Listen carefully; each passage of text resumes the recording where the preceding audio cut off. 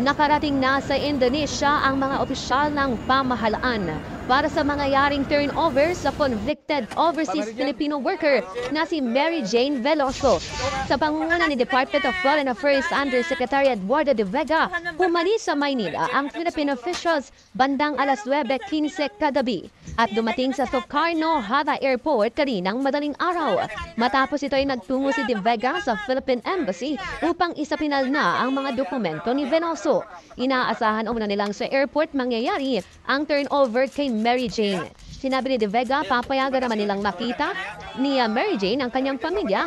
Pero pagdating na rito sa Pilipinas, at hindi sa airport dahil na rin sa protocols ng DOJ.